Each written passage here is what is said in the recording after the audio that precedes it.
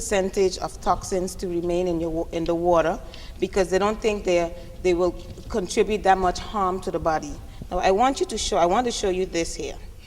This here brown thing here didn't actually come with the machine. I attached it to my machine.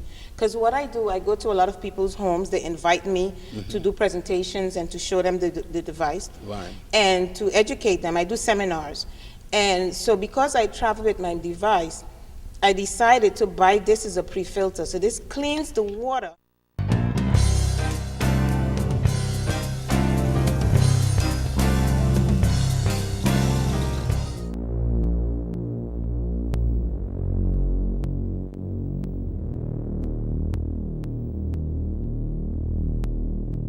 And I'd like to just answer from a family practitioner's perspective regarding the parent of someone who is the bullier or the bully. What I suggest is you need to bring your child in and have a thorough history and physical and sit down and have a conversation with someone like myself. I would like to rule out to see if there's any pathology. We need to find out what the core root of the problem is. Well, we're going to go back to diabetes because it's a serious problem in the Bronx. And I'm going to ask Dr. O'Brien to just elaborate some more on why diabetes and all the way down to the level of children. Right. Well, this is a new phenomenon that we've never seen before.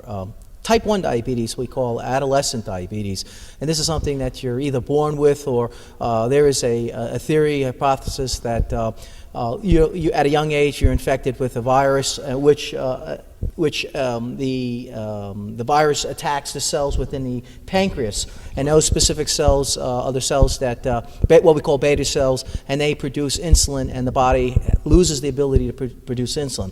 But what I'm talking about is type 2 diabetes, which is directly related to increased body habitus, meaning increased weight.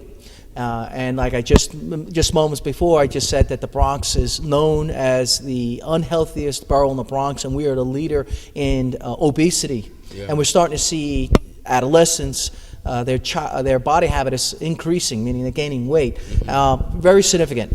And I brought up a fact in a show that we addressed where only 70% of the gyms, of public schools throughout the country offer gym class, physical education. So that means 30% do not offer that. And that's unheard of. I mean, when I was a child, when we were children, we looked forward to gym class. We looked forward to going out in the playground after we ate lunch to play for the 15, 20 minutes. The playgrounds today are filled with those temporary housing. For the schools, not the housing, but temporary classrooms. Right. So how can you go outside to have physical education? And then when I hear, because with my children, when they talk about gym class, the gym that they have it's not really physical education. It's not physical at all, or if it is, it's very minimal. It's light physical. Right. I talk about kickball and dodgeball, and they're like, well, we're not allowed to do that. I'm like, we're fortunate to have boxing for the young men who really want to, not only become champion boxers, but they just want to burn out some energy, right? And also get a lot of things that should be working in their body working. Tell us quickly about our experience with the boxing. Right. Well, we have two programs that, and we'll start off with the boxing, and we'll get into the wellness that was started here, because the program, walking wellness, being proactive, Church Life Community Church, no one else, and this was a grant that was given from New York City. New York City. Right. So I'll stop there. We'll go into the boxing, then you'll discuss that. Sure, okay. We got so much information. We just don't have enough time. Right. But with the boxing, I'm a certified ringside physician through the United States Amateur Boxing Association, and the chapter is called the Metropolitan, and that's all in New York City, up into Westchester, and we also go into Dutchess and Orange County, as well as out to Suffolk County. So there's a lot of counties that are involved. This particular year, I was invited to specifically asked for to be a part of two large events. The first event, the bishop was involved. I asked him to be with me to be a part of. Yes, pray for everybody. Absolutely, because when we do things together, and we wanted to bring a holistic approach. where I was contacted through Michigan, Detroit, Michigan. There was a gym that reached out to me, and I scratched my head initially, and I said, why me? I don't have a license in Detroit. And they said, no, we're coming into New York City to challenge New York City. So it was New York City versus Detroit, Michigan. And then they said I was allowed to bring my cameras, and I said, can I bring Bishop Burkett so we can have a really solid show? I also brought our honor guard to really put on a nice performance for the athletes. I call them student athletes because they're athletes, but they are still students. And we had a phenomenal time with that. It was great. Yeah, the best. This is one of the best shows that we've been involved with. And unfortunately for New York City, Detroit gave them. It gave them a whipping. Yes. It was. I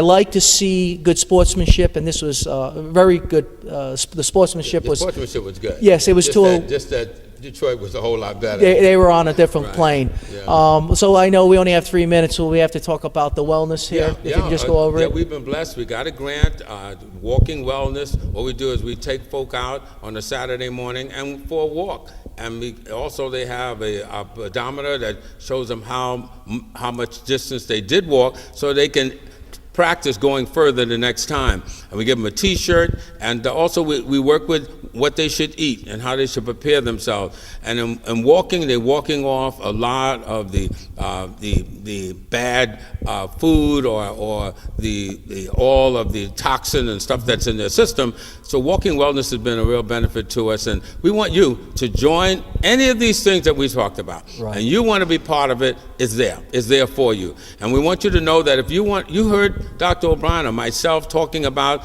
a particular show, you can get a copy of it. Just say, I want to know more about it. You're going to be able to go to YouTube. Dr. O'Brien, YouTube's coming up on the screen, and mine is coming up on the screen on Facebook. You're going to find Church Alive available, and the information that we brought to you is available right now. Now, we have a closing moment, and we always close in prayer, especially when we're together like this. And we want to thank God for allowing us over the years to stay together. We've been through some trials, folk. We don't want to tell you about them because we're not giving any place for the enemy. But we want to give God the glory, and we want to thank Him, and we want to let all you know that we love you with the love of the Lord. And our prayers right now as we join hands. Lord, I pray, oh God, that you would meet the needs of the families throughout this year, 2012. Lord, there's so many stresses and joblessness and on and on. We almost are in a hopeless condition, but there's hope in God. We learn that we have to trust in the Lord with all our heart. Lean not to our own understanding, but in all our ways acknowledge Him, and He will direct your path and mine, and we will have the victory in 2012. God bless you with the love of the Lord. Amen. Amen. Yes, absolutely. I said that we were blessed, and God gave us, you and I, the gift and the ability to reach out and touch people through your ministry and through spiritual healing. And I was given the ability to have an understanding of science and medicine, and that is my passion. And we were able to bring the passion. We always talk about the passion of Christ. We have the passion, and we're able to reach out and touch people and make a difference. So I want to thank you for giving me this opportunity to I appreciate be a part of your life and Church Life Community Church. Praise God. God bless. Thank you.